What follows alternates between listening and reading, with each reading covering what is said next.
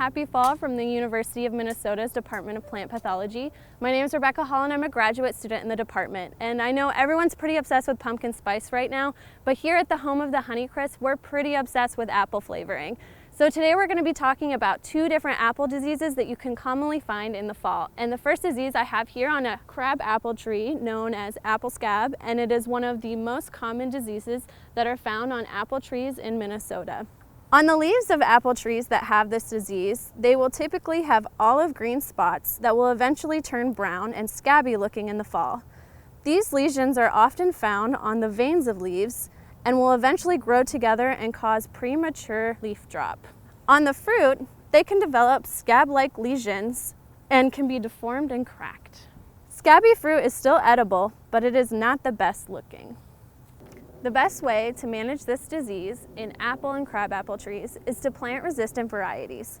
Also in the spring, you can prune your trees so that it increases the airflow and decreases the amount of fungi that are able to spread through your trees. Also, in the fall, it's a good idea right now to start picking up any diseased plant material on the ground before it snows so that it has less of a chance to return in the spring. In ornamental crab apples, you can also apply a fungicide in the spring to help prevent the disease from returning. One other way that you can help deal with this disease is if you're growing apples for food, you can still use the scabby apples since they're still edible, but use them in ways that don't rely on appearance, such as ciders and sauces. Let's go check out the next disease. So the second disease we're going to be talking about is apple cedar rust, and the example we have is on an apple tree that's grown for food. This disease, like many rusts, require two different hosts, and the second host, other than apples, are juniper trees. In the springtime, they will cause teleal horns that look like gelatinous skulls that will be found in the spring on juniper or red cedar.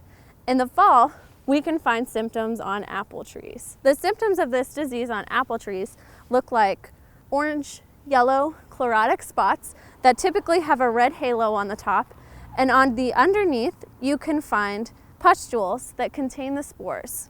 A lot of times in early fall, these pustules will also release orange spores that look like rust, which is what the disease gets its name commonly from. Also, we can find these same finger-like projections on fruit.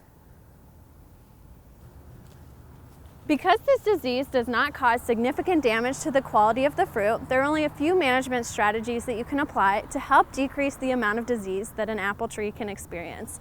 First of all, you can try to plant a resistant cultivar.